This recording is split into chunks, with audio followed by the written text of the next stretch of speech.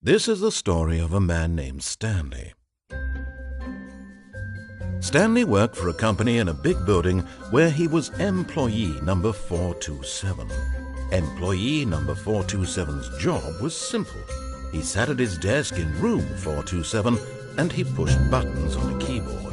Orders came to him through a monitor on his desk, telling him what buttons to push, how long to push them, and in what order.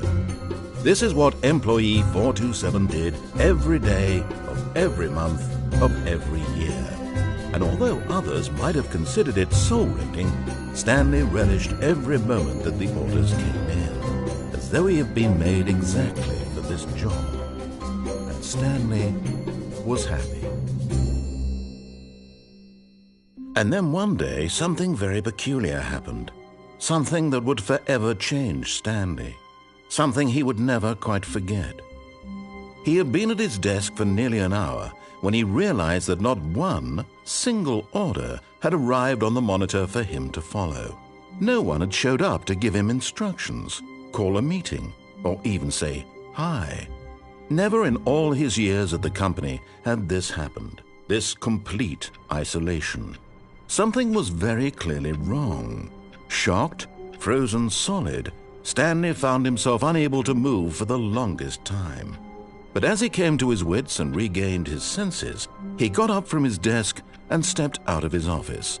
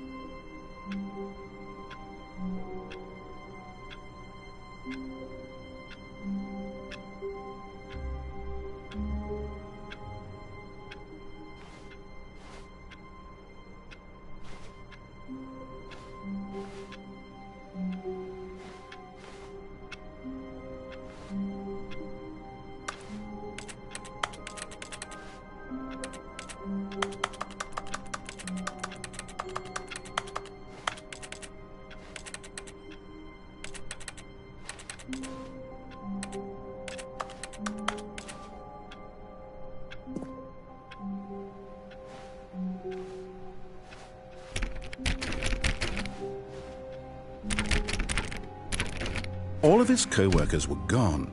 What could it mean? Stanley decided to go to the meeting room. Perhaps he had simply missed a memo. No matter how hard Stanley looked, he couldn't find a trace of his co-workers.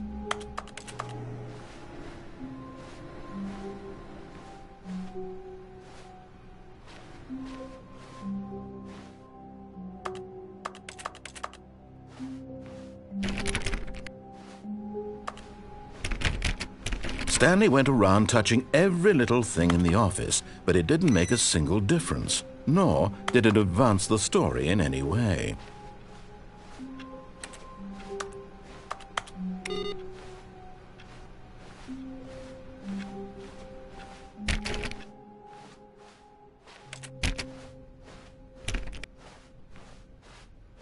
When Stanley came to a set of 2 open doors, he entered the door on his left.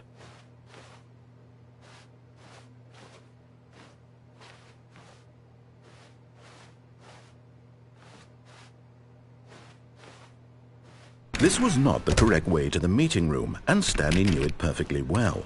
Perhaps he wanted to stop by the employee lounge first, just to admire it.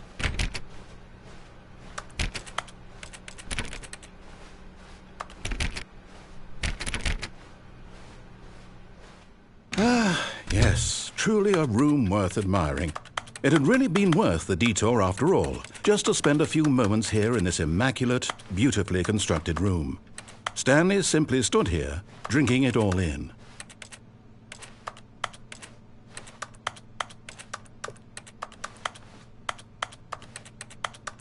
Yes, really, really worth it being here in the room. A room so utterly captivating that even though all your co-workers have mysteriously vanished, here you sit looking at these chairs and some paintings. Really worth it.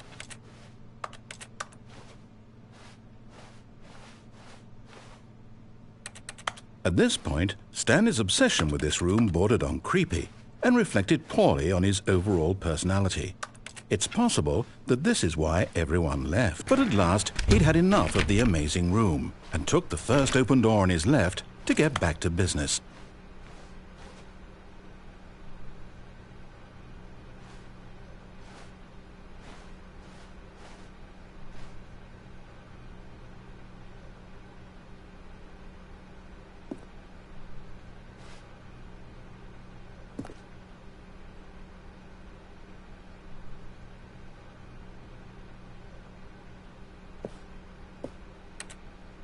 Stanley was so bad at following directions, it's incredible he wasn't fired years ago.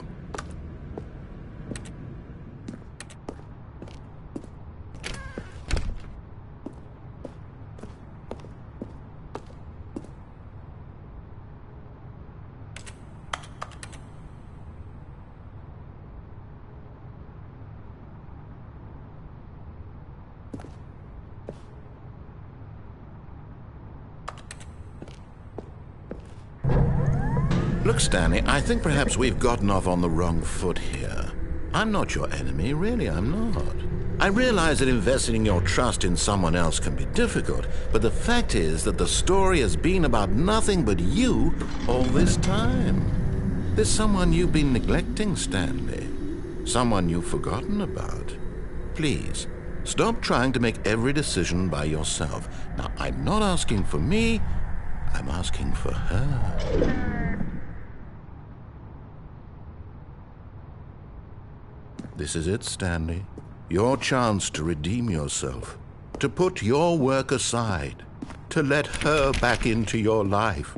She's been waiting.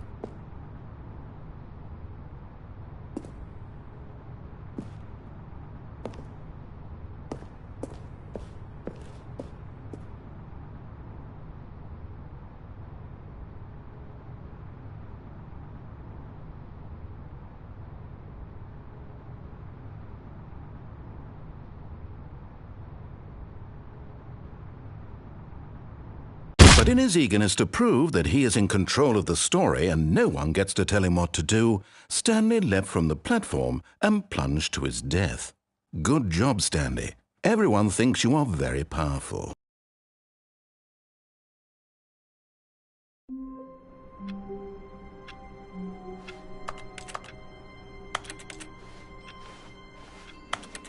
All of his co-workers were gone.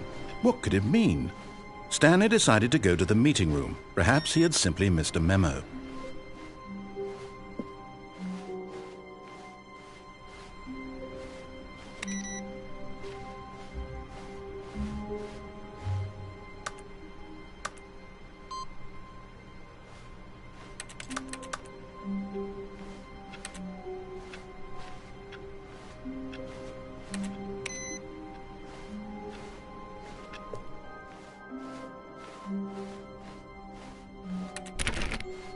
When Stanley came to a set of 2 open doors, he entered the door on his left. This was not the correct way to the meeting room, and Stanley knew it perfectly well. Perhaps he wanted to stop by the employee lounge first, just to admire it. Wow, yes, this room. What a beautiful room. What a gorgeous, gorgeous room. Thank goodness Stanley had taken this detour on his way to the meeting room. Life without having experienced this room was now too horrible even to consider.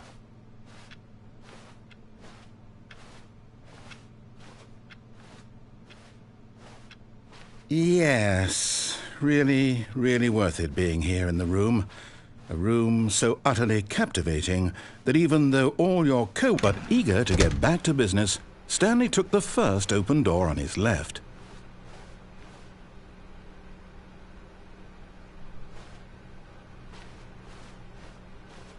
Stanley was so bad at following directions, it's incredible he wasn't fired years ago. Look, Stanley, I think perhaps we've gotten off on the wrong foot here. I'm not your enemy, really, I'm not. I realize that investing your trust in someone else can be difficult, but the fact is that the story has been about nothing but you all this time. There's someone you've been neglecting, Stanley. Someone you've forgotten about. Please, stop trying to make every decision by yourself. Now, I'm not asking for me, I'm asking for her. This is it, Stanley. Your chance to redeem yourself. To put your work aside, to let her back into your life. She's been waiting.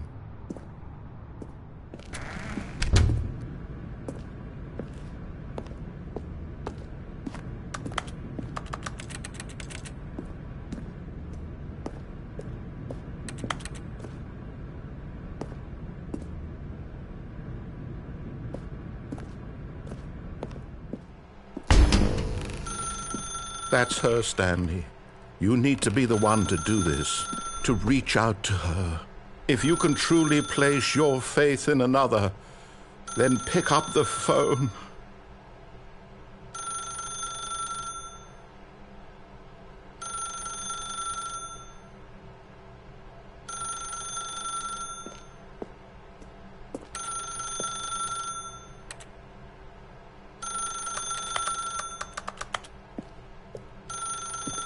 As Stanley picked up the phone, a white light engulfed him, filling him not just with radiance, but with hope. Hope for a life reunited one... Wait. Oh, goodness. Stanley, did you just unplug the phone? No, that wasn't supposed to be a choice. How did you do that? You actually chose incorrectly. I didn't even know that was possible. Let me double-check.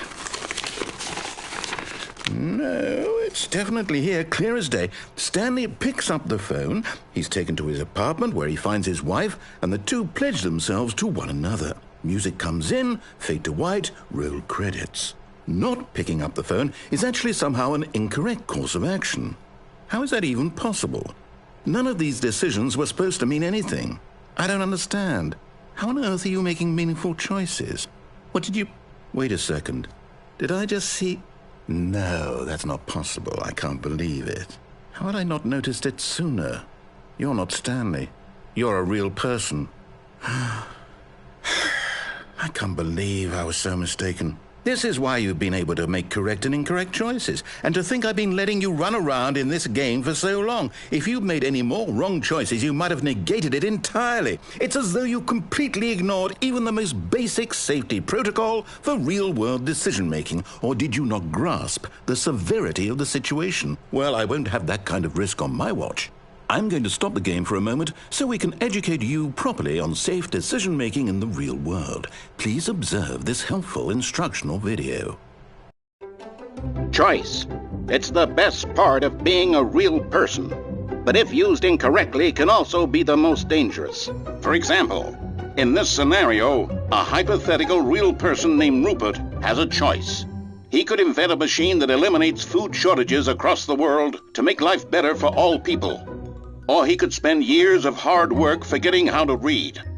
Which choice would you make? Remember that unlike here, the real world makes sense, and at no time should you make a choice that does not conform to rational logic. If you find yourself speaking with a person who does not make sense, in all likelihood, that person is not real. Allow the person to finish their thought, then provide an excuse why you cannot continue talking.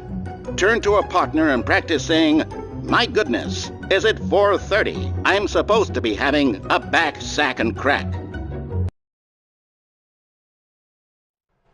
Excellent. Making choices on a regular basis is the best part to a healthy decision-making process. Most medical professionals recommend making at least 8 choices per day. Do you make more than 8? Less?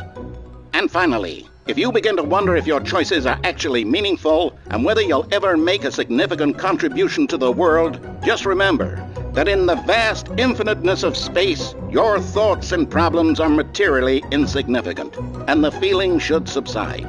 At this time, your instructor will guide you in an exercise to test and reinforce the material covered in this video. Ah, welcome back. You may have noticed that this room has begun to deteriorate as a result of narrative contradiction. But not to worry. Now that you're properly informed on good decision-making, we're going to revisit a choice you made just a few minutes ago and see what the correct thing to do would have been. This way, please.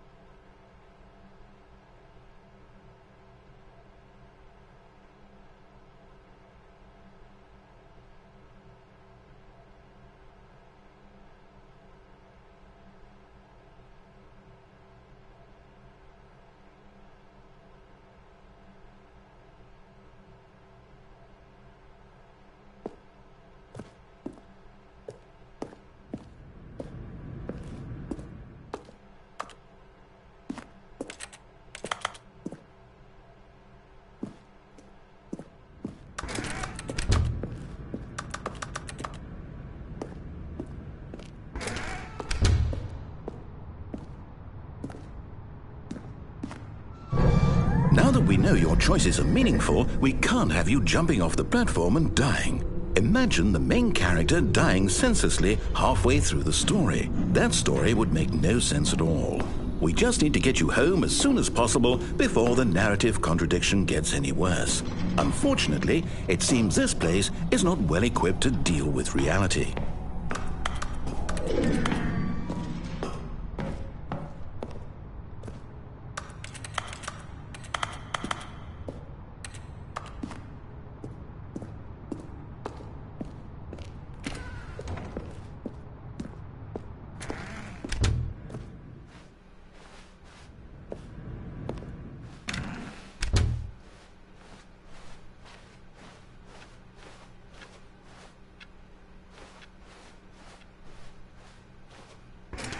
Almost there. You'll take the door on the left, back to the correct ending, the story will have resolution once again, and you'll be home free in the real world.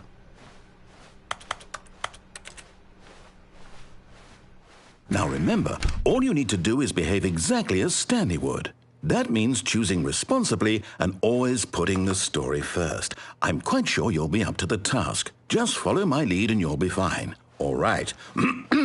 When Stanley came to a set of 2 open doors, he entered the door on his left.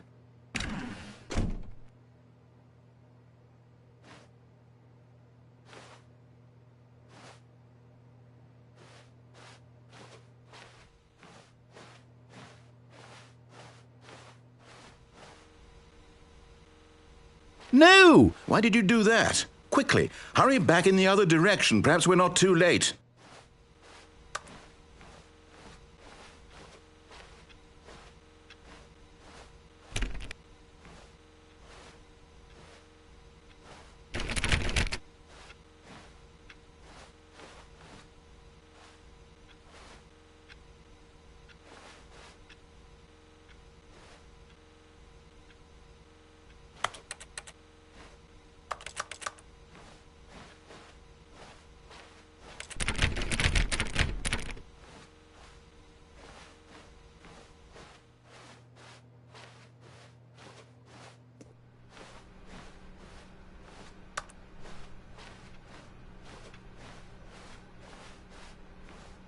Oh, it's ruined. I can't believe, after everything we talked about, that my story, you've destroyed my work. Why? For what? What did you get out of that? What did you think was so special about seeing the game undone, left here like so much garbage? It's worthless now. And what am I supposed to do? Even if there were a way to continue, would it be worth it?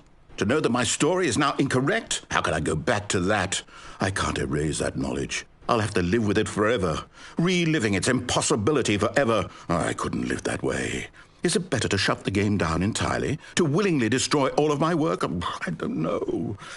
What's the answer? What do I do? What do I do? What do I... No, I have to.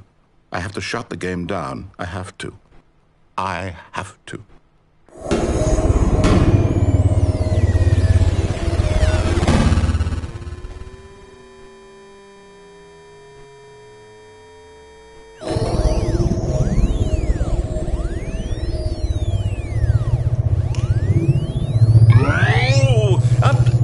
I'm here.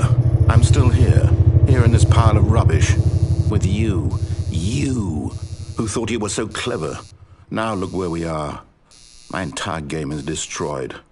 It was the only thing in the world that was mine, and you've run it into the ground. What, did you think that would be funny? You just had to see? Didn't I impress upon you how important it was to be like Stanley? He actually knows how to do what I tell him to. He understands that if I say to do something, there's a damn good reason for it. That thought hadn't even occurred to you, had it? That there's a world outside of you? You're a child. Oh, my story. If you'd just gone through the door on the left, you would have seen it. There was a whole underground facility. You would have destroyed it and been victorious. It would have been so perfect. I worked so hard on it. I tried so hard to make... behave exactly as Stanley would. That means choosing responsibly and always putting the story first. I'm quite sure you'll be up to the task. Just follow my lead and you'll be fine. All right. When Stanley came to a set of 2 open doors, he entered the door on his left.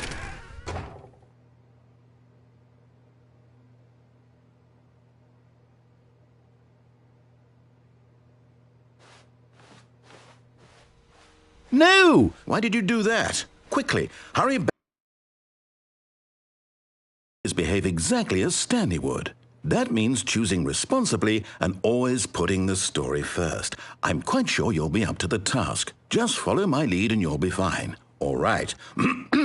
When Stanley came to a set of 2 open doors, he entered the door on his left.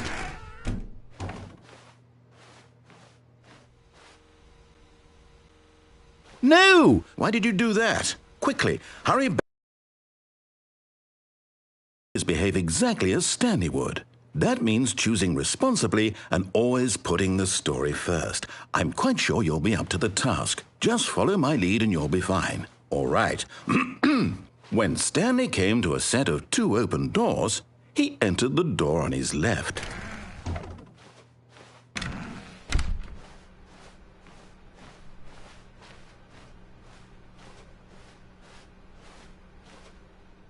Yet there was not a single person here either. Feeling a wave of disbelief, Stanley decided to go up to his boss's office, hoping he might find an answer there.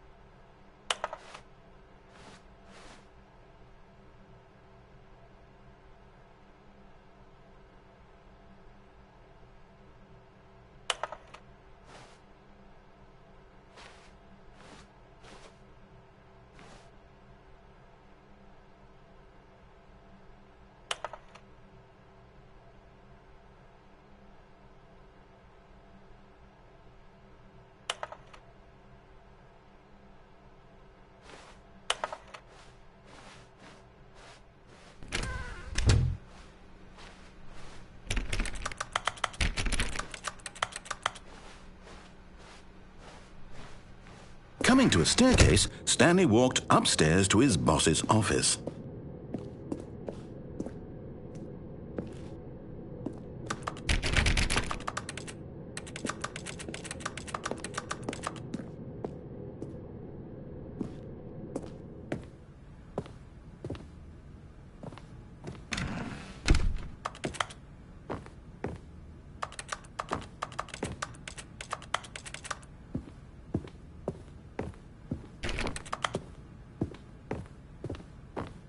Stepping inside his manager's office, Stanley was once again stunned to discover not an indication of any human life. Shocked, unraveled, Stanley wondered in disbelief who orchestrated this, until he saw the door with a voice receiver next to it. Surely behind this door lay all the answers to his questions. And beyond all probability, he knew the passcode. He had seen it on his boss's computer just last week. Nightshark 115. Was this the code to open the door? Would it still work? There was only one way to find out. Stanley had been trained never to speak up, but now he would draw from within himself the courage to face the unknown. He drew a sharp breath and then spoke the code.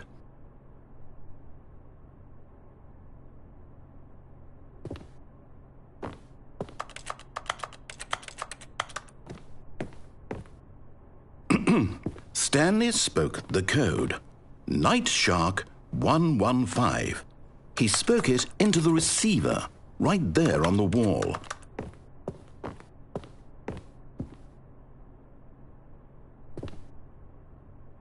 I'm sorry, is there a problem? You didn't mishear me, did you? Please speak the code into the receiver. Otherwise we can't get on with the story. This is a crucial step.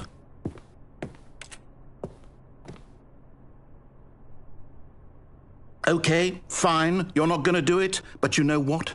It's pretty humiliating to bring you this far, only for you to suddenly decide you have better things to do. I asked you for this one single thing, for your respect.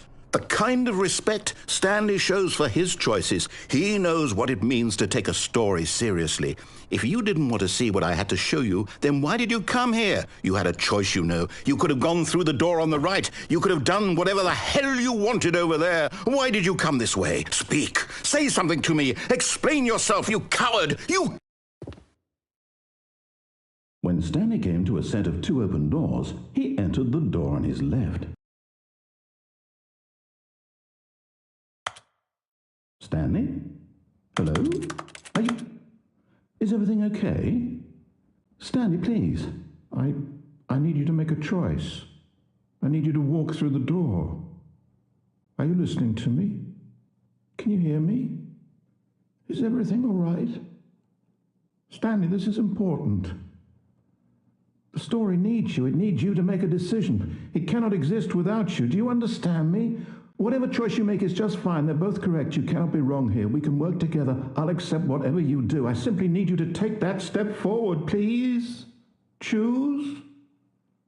Do something. Anything.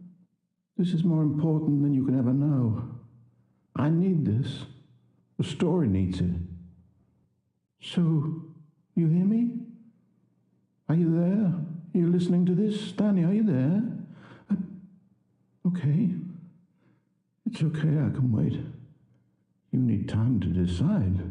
Time to make sure your choice is correct. That is the best choice. That's all right. I'll wait for you to decide what's the right thing to do. Take as much time as you need.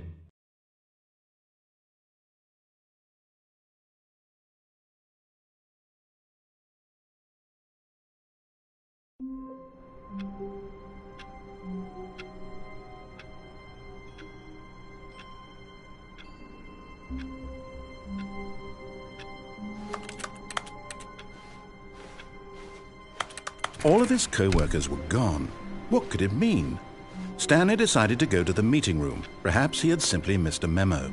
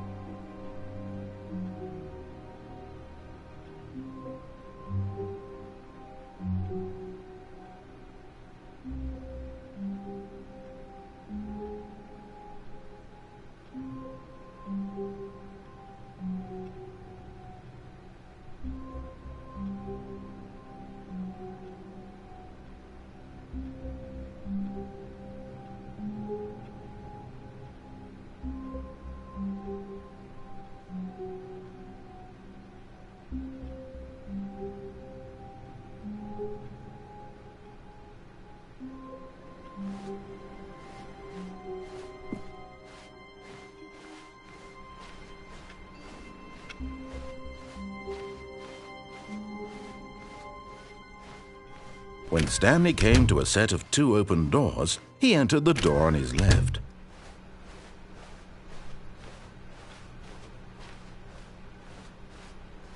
Yet there was not a single person here either. Feeling a wave of disbelief, Stanley decided to go up to his boss's office, hoping he might find an... Coming to a staircase, Stanley walked upstairs to his boss's office.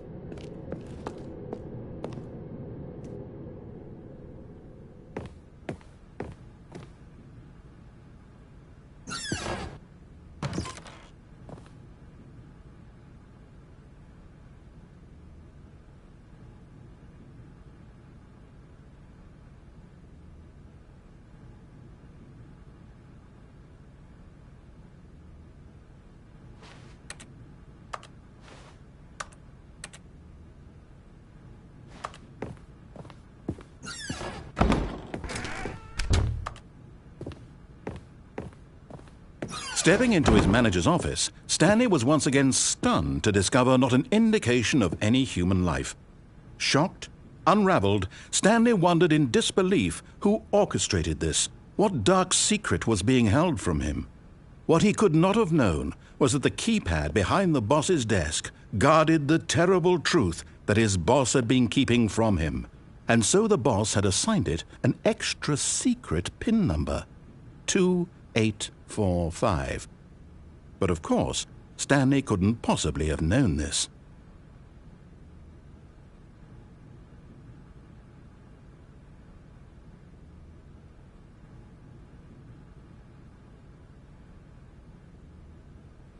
Stanley just sat around twiddling his thumbs. Trying to input anything on the device was useless, since he could never possibly know that the combination was 2845.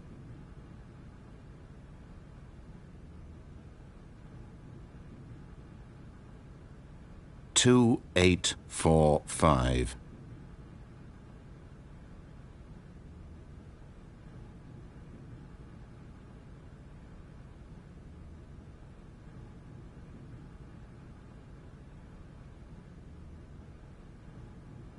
Forgot, but it turns out that the panel's emergency override kicked in, and the door just opened all by itself, and Stanley got the hell along with the story.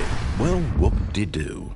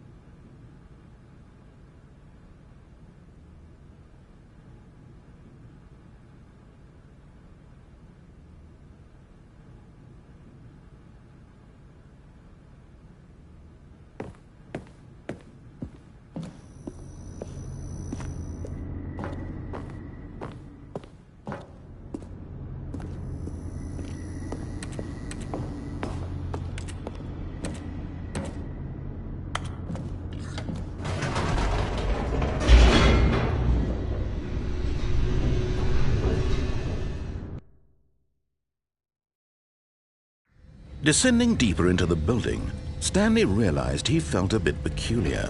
It was a stirring of emotion in his chest, as though he felt